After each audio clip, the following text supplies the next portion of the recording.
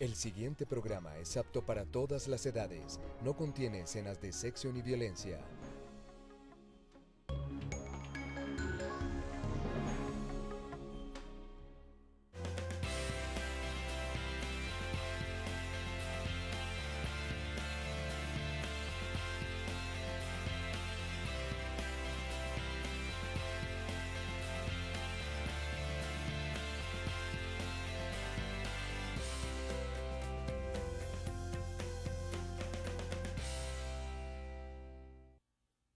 Hola, muy buenos días, bienvenidos nuevamente a este Consúltenos por su Salud. Recuerde que estamos todos los lunes y viernes de 7:30 a 8 de la mañana aquí en el canal UNE, atendiendo todas las inquietudes que ustedes nos dejan a través de nuestro correo electrónico programacitamedica@yahoo.es o las inquietudes que tengan en vivo en nuestras líneas directas. Así pues, que le damos inicio a nuestro programa y una bienvenida a la doctora Doris Amanda. Doctora Doris, buen día. Buenos días, muchas gracias doctor Juan Carlos. Hoy con muchos motivos de alegría y de felicidad. Hoy nuevamente tendremos a nuestra Orquesta Sinfónica de Manizales, de Caldas, haciendo un ensamble maravilloso con la banda sinfónica del Seminario Redentoristas y vamos a tener esa obra alegórica a lo que fue la Revolución Francesa, como es la 1812, la obertura 1812 de Tchaikovsky. O sea que hoy nos veremos en el Teatro Fundadores a las 7 de la noche y va a ser una presentación verdaderamente apoteósica.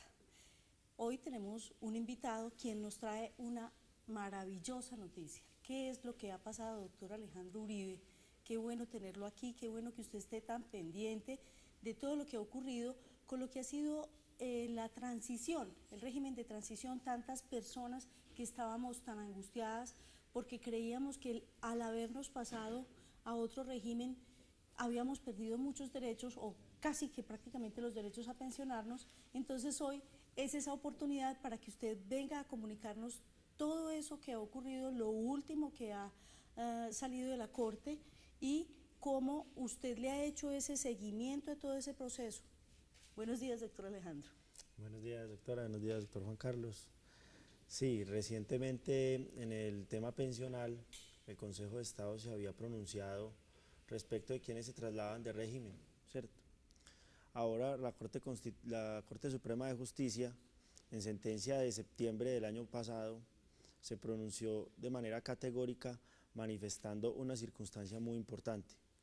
Esta radica simplemente en que la persona que se traslade de fondo y el fondo pensional anterior, en este caso digamos el régimen de prima media o el seguro social, no le haya manifestado al afiliado las consecuencias del traslado y el fondo de pensiones que el receptor tampoco le haya advertido esas consecuencias, el traslado se considera nulo y la persona puede recuperar la aplicación de la transición.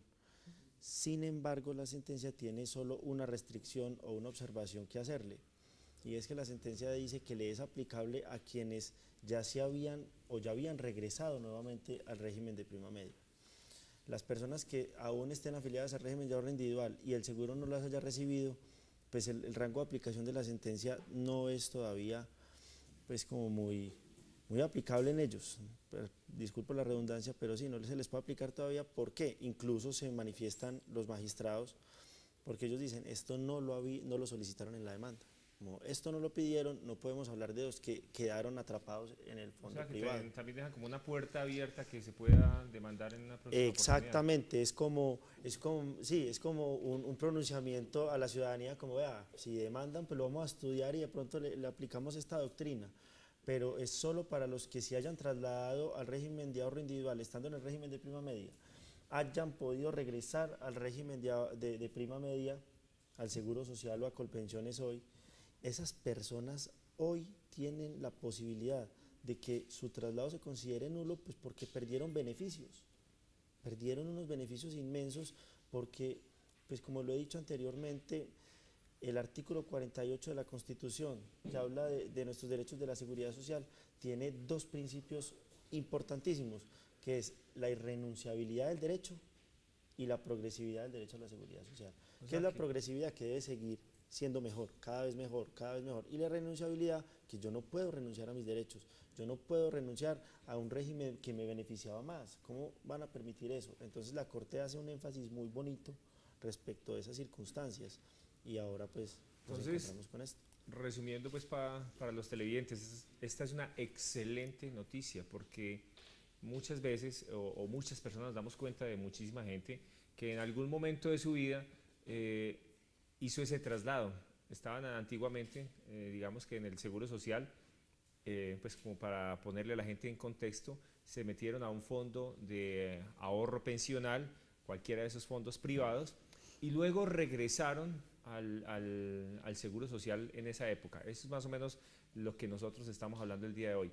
Ya la Corte, con esta nueva sentencia, dice que estas personas pueden acceder a esos beneficios porque antes estaban perdiendo algún tipo de beneficios. Entonces, ese es el tema prácticamente del día. Si usted está interesado, tiene alguna pregunta, alguna duda sobre esto que estamos hablando, pues llámenos que con muchísimo gusto vamos a atender todas esas inquietudes. Pero es una excelente noticia porque muchas personas se trasladaron de fondo, doctor, y nadie les dijo absolutamente nada. De pronto eran asesores que querían simplemente cerrar un negocio de traslado y la gente, no, pásese aquí, que aquí es mejor. Y seguramente después se dieron cuenta algunos de ellos que tenían errores o que era un error porque alguien les comentó o recibieron algún tipo de asesoría. Entonces ahí es donde la gente decidió volver, pero esto ya se puede remediar. Sí, es muy importante tener también presente que acá en Colombia tenemos 3 altas cortes. Anteriormente la única que se había pronunciado sobre el traslado nuevamente, por recuperar el régimen de transición de los servidores públicos o la gente del sector privado era la Corte Constitucional, con la sentencia de unificación 062 de febrero del 2010. Pero esa sentencia era muy restrictiva. Ahora la nueva sentencia ya es una sentencia de un rango pues mucho más grande, porque estamos ya hablando de demandas ordinarias. Entonces la gente ya puede acudir ante un juez laboral citando esta jurisprudencia nueva, pidiendo que le declaren la nulidad del traslado, que recupere los beneficios de la transición y que lo pensionen ya con una pensión mucho mejor. Tenemos una llamada. Muy buenos días. Buenos días. Buenos días. ¿Aló? Sí. Sí, muy buenos días. Buenos días, bienvenido. Muchas gracias. Primero, pues agradecerles por este espacio que ustedes nos ofrecen. Y segundo, para preguntarle al doctor, yo estuve cerca de 20 años con Caprecom. Después, pues la empresa a la que pertenecía la liquidaron, que era Telecom, y pasé a un fondo privado. Ahora pues me vinculé nuevamente con el Estado y estoy en Colpensiones. Me gustaría entonces, si de pronto me puede orientar, y cuáles son los beneficios que consideran ustedes o mencionan que se habían perdido o que podemos tener ahora de nuevo en esta materia. Muchas gracias. ¿Qué pregunta? Espere, un segundito, le van a hacer una pregunta.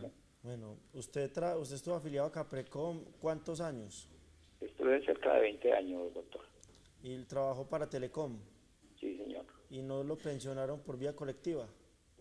No. Inclusive hubo un programa de pensión anticipada, pero no clasifiqué porque me decían que estaba en régimen de transición de la ley 100, entonces perdí el beneficio de convención colectiva que tenía la empresa.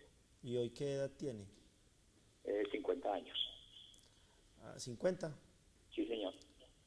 Listo, ya sé qué decir. Listo, claro que sí. Muchas gracias. Muchas gracias. A ustedes muy amables, buen día. Gracias. Bueno, la circunstancia del televidente es, pues, como está muy pronta, él está muy joven. Entonces, 50 años, claro. Sí, todavía se puede regresar al régimen de prima media.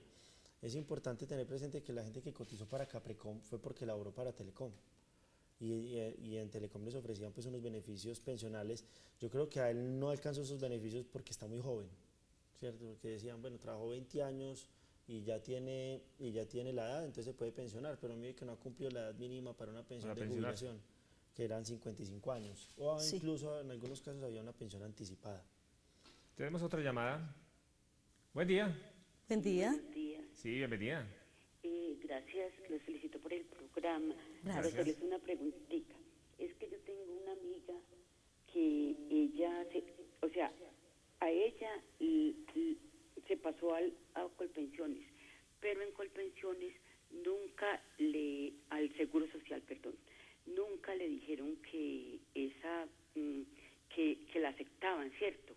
Pero tampoco le dijeron que no la aceptaban. En este momento ella tiene 58 años, ¿cierto? Y no ha podido adquirir la pensión porque tiene ese conflicto con el fondo privado y Colpensiones, porque cuando va al fondo le dicen que la plata la pasaron a Colpensiones, y cuando va a Colpensiones dice que ya no apareció allá, que porque ella no fue aceptada. Entonces ese es el conflicto que ella en ese momento maneja. Entonces ahí, ¿ella qué puede hacer? Ese es un caso frecuente. Qué pregunta tan interesante.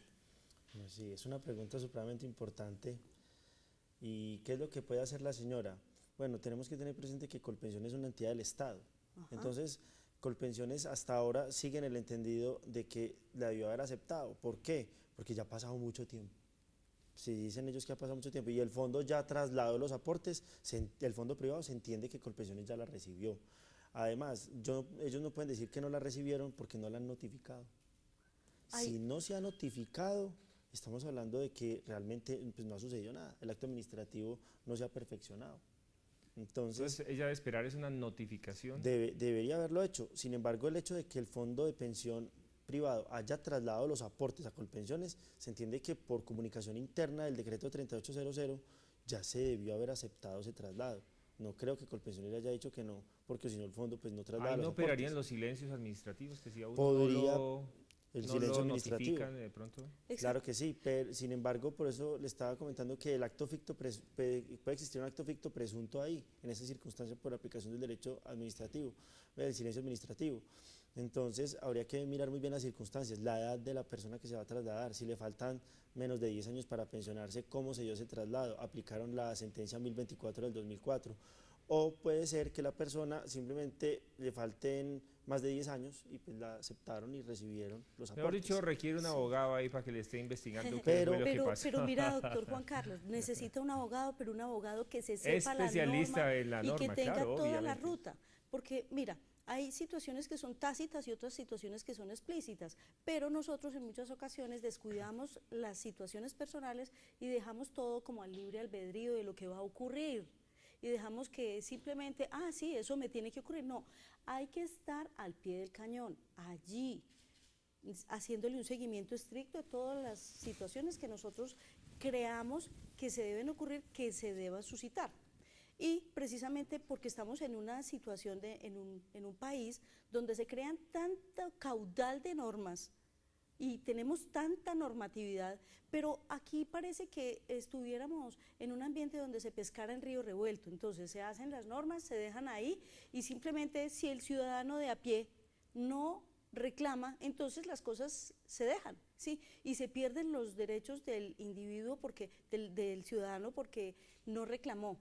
No, yo creo que nosotros necesitamos apretar al Estado, casi que ponerlo en cintura y obligarlo a que el Estado sea el responsable también del ciudadano, ejecutar al Estado por eso, comprimir el Estado, estriparles las leyes, porque nosotros somos descuidados.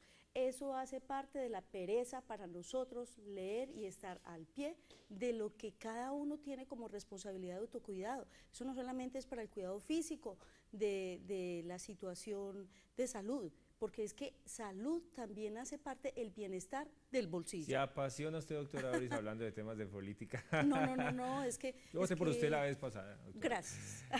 Tenemos otra llamada, buen día. Buen día. Buenos días. Sí, bienvenida. Gracias, para felicitarlos por el programa. Muchas gracias. Es tan amable. Yo quiero hacer la siguiente pregunta. Cuando una persona está pagando por medio de Prosperar y el gobierno le ha colaborado con 15 años y después, ¿qué se puede hacer? Que yo tengo un hermano que el gobierno sí le pagó los 15 años y hace más de un año que ya dejamos de pagar porque dijeron que ya el gobierno no ayudaba más. Entonces no seguimos ahí, pues no sabemos qué puede pasar porque no se ha vuelto a pagar y él es discapacitado.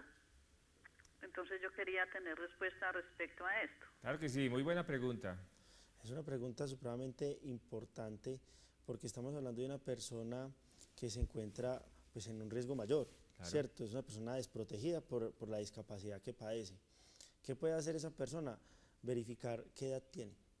¿Por qué la retiraron del sistema? De pronto alcanzó la edad máxima para el régimen subsidiado 65 años y vieron que la persona no tenía como una proyección o una posibilidad pronta de pensionarse, ¿cierto?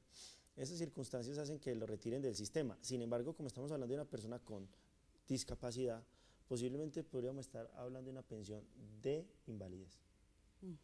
Y una pensión de invalidez solo requiere 50 semanas en los 3 años anteriores a la fecha de estructuración. O sea que ella clasificaría para eso. Podrían conservarla solo por ese riesgo que la persona puede estar padeciendo y ahorrarse una demanda que se la van a ganar a Colpensiones y le va a salir costosita. Entonces, ¿qué es lo que debe hacer la persona? Si lo retiraron, presentar la solicitud que se la nieguen por escrito para poder presentar una acción de tutela. Con la acción de tutela la persona ya puede pedirle al juez, venga, es que yo soy una persona en estado de discapacidad, me encuentro ante un perjuicio irremediable, un riesgo inminente, por favor protejan mis derechos fundamentales y déjenme estar afiliado al sistema. ¿Para qué? Para que el sistema, para que el Estado me proteja, para que el Estado me pueda permitir cubrir ese riesgo de invalidez. Es una contingencia que el Estado debe prever de esa persona. Nuestra televidente tiene mucho que hacer al respecto. Tenemos otra llamada, buenos días. Buenos días. Sí, bienvenida. Felicitaciones por el programa. Muchas gracias. Eso va a tocar hacer otros programas de lo mismo, pues. Sí, porque es muy claro. importante el tema. Muy interesante. Preguntarle al doctor Alejandro que hay de cierto que las personas que tenemos hijos con discapacidad tenemos, no sé si un incentivo, no sé si una bonificación, no sé cómo se llama, porque a mí Colpensiones, cuando eso se llamaba el Seguro Social, me contestó que aplicaba, pero en Caldas no. Es que las leyes se hacen por países, por departamentos, ¿okay? Entonces a mí nunca me han dado ese beneficio. Entonces quiero saber, porque tengo un hijo con una discapacidad de un 100%. Muchas gracias y que tengan un muy buen día. A usted por esa llamada. Bueno, vamos a aclarar primero una circunstancia. La discapacidad del 100% no es tan real. No es tan real, porque la discapacidad del 100% porque ya lo enterró. Sí. ¿No es cierto? La persona está muerta. Entonces no existe mucho la incapacidad del 100%, es del 50 para arriba. Sí, el 50 para arriba, 60. Exacto. 70. Entonces es muy importante, esa pregunta es muy importante. ¿Existe la pensión especial por hijo inválido o pensión anticipada?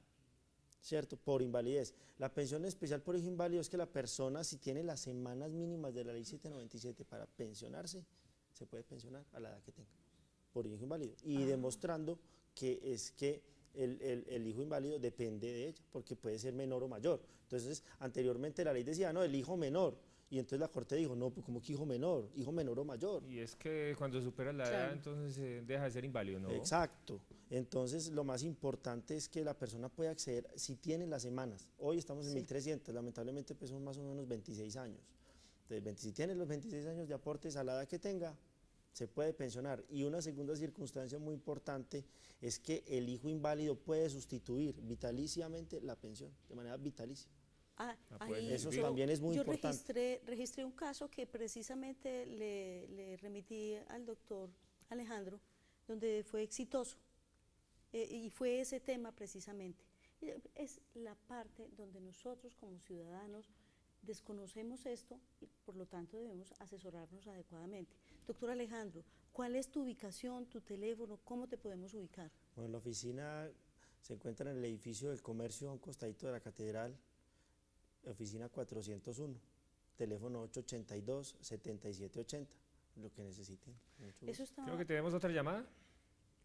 No tenemos otra. Pero es muy importante, le interrumpo, doctor, sobre la primera llamada que hizo el señor, que olvidé decirles, para el caso del señor que se trasladó a un fondo privado, acá estoy recordando, él debe verificar primero una cosa, pedir el traslado, pedir la afiliación al fondo privado, porque de pronto la afiliación no le falsificaron la firma, como decía usted ahora, que para cumplir metas hacían de todo, o simplemente no firmó y lo trasladaron. Entonces que verifique ese traslado y de pronto, si le ponen mucho problema, que haga extensiva la sentencia de la Corte Suprema de Justicia de la que empezamos hablando hoy. Que la recordamos otra vez al televidente.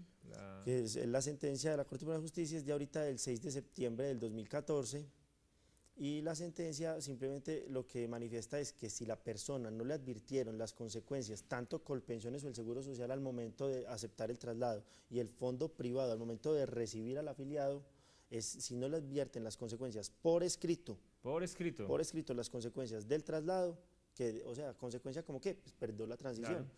esas consecuencias, entonces el traslado es nulo. El Listo, traslado es perfecto, nulo. pues para Aquí que hubo- nuestro primer televidente también pueda aludir esa sentencia en un derecho de petición o algo que pueda emitir ante la entidad. Tenemos otra llamada, buen día. Hola, doctor Juan Carlos, Buenos ¿cómo días. amanece? Muy bien, ¿quién habla? Anciana, ¿cómo está? La doctora Doris, todo. Hola, ¿qué tal? ¿Cómo estás?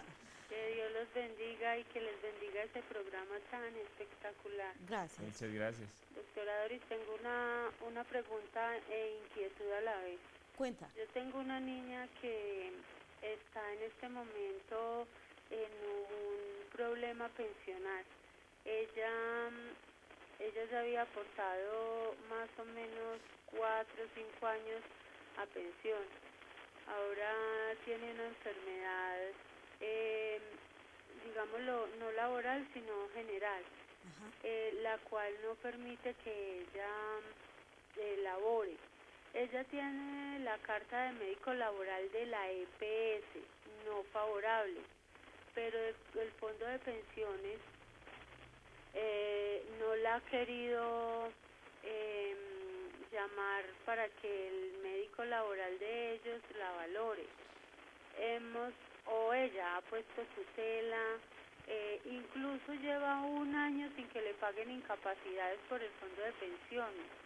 Se ganó la tutela y esta es la hora que todavía no le han pagado nada. Incluso ella en este momento está pagando particularmente la EPS y la pensión. Entonces no sé qué hacer porque en este momento ella está hospitalizada y está en un delicado estado de salud. Yo les agradezco mucho pues porque están ahí para ayudarnos. Y Dios los Muchas bendiga. gracias. A usted por esa interesante Esa pregunta, es feliz una- día. Esa es una importante pregunta que hoy el doctor Alejandro nos va a comenzar perdón, a responder y el lunes en lo que va a ser la ampliación de ley estatutaria con el doctor Norman lo vamos a acabar de redondear.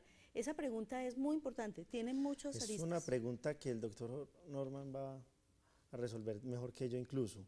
¿Qué es lo que puede hacer la persona hoy? Ya, lo más importante, el empleador, ¿qué hizo ahí? O sea, tiene un trabajador, tiene incapacidades, va más de 1 año de incapacidades, le pasan al fondo de pensiones las incapacidades y el empleador entonces está cruzado de brazos. Está cruzado, Ajá. sí, claro. Entonces el empleador tiene que verificar el estado de su trabajador. Entonces yo no puedo llegar y decir, no, como no puede trabajar, pues lo voy a echar. Es muy importante lo que está diciendo la televidente y es que la persona no puede trabajar, pero no puede trabajar porque todos los días se despierta con dolor o no puede trabajar porque ya tiene un dictamen médico que diga que no puede trabajar. Entonces, si no tiene el dictamen, hay que empezar a solicitarlo. El empleador debió haber iniciado los trámites. Sí, Sí. claro. Debió iniciar los trámites el empleador, porque podemos estar hablando de una responsabilidad patronal. Ah, Y sí, podemos sí, estar sí, hablando ahí de tiene una, responsabilidades. una demanda de responsabilidad laboral que son bien costositas. Entonces, ¿qué es lo más importante? Verificar la persona. Él ya dice que es una enfermedad común, pero eso lo tiene que determinar un médico mediante un claro. dictamen de pérdida de capacidad laboral que estructura una invalidez y determina cuál es la causa de esa invalidez. Esa persona, si supera el 50%, entonces si es de riesgo común, tenemos una pensión con la ley 860 del 2003, pero si tenemos una enfermedad de riesgo laboral, entonces ya estamos hablando de otro tipo de pensión, una pensión más beneficiosa, porque podemos estar hablando de una liquidación del último año laborado. Entonces, tiene que verificar ella primero si lo calificaron, si no lo van a calificar, el empleador acudió a la Junta de Calificación o a la EPS para que lo califique, o puede acudir a Colpensiones para que lo califique, son 3 entidades que Sí, puede hay que acudir. mover todo ese sistema. Pero es el porque- empleador, le Claro. está abandonando al trabajador. Recuerden los televidentes que tienen algún problema de salud, pueden acudir a la línea médica, que allí tenemos excelentes profesionales que les van a prestar el servicio médico a domicilio las 24 horas. Además tenemos hogar para el cuidado del adulto mayor. Visiten estas hermosas instalaciones para que ustedes se den cuenta de todos los cuidados que tenemos allí con todos nuestros abuelos. Tenemos la última llamada. Buen día. Ay, qué pena, otra vez yo. Es que la señora que llamó y nosotros tenemos el mismo caso.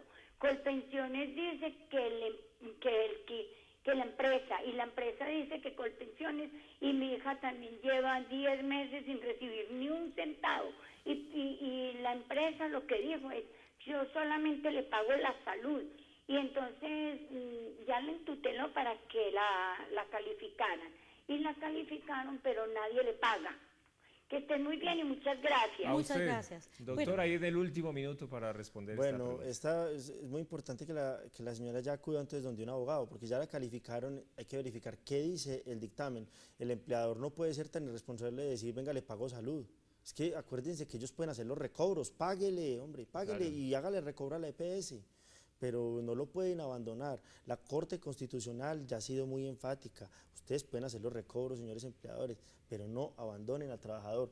Donde la enfermedad llegue a considerarse de riesgo laboral, hablamos de una pensión de riesgo laboral y una responsabilidad patronal que le va a salir muy costosa a la empresa y sancionada por el Ministerio del Trabajo, porque el Ministerio es muy jodido con esos temas. aquí pues la importancia de tener personas que sean suficientemente capaces en las gerencias de las entidades, que por eso es que se presentan Copazo. estos eventos, donde tenemos personas que de pronto no tienen la suficiente formación académica, intelectual o que no saben ejecutar la norma.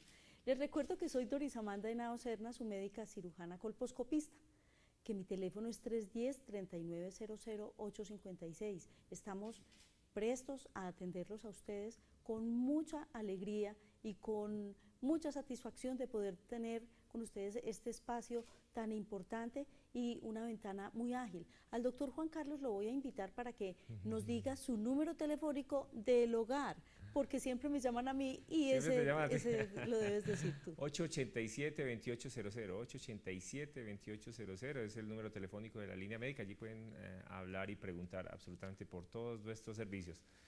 Doctor Alejandro, y a todos ustedes televidentes, hemos llegado al final de este Consúltenos por su Salud.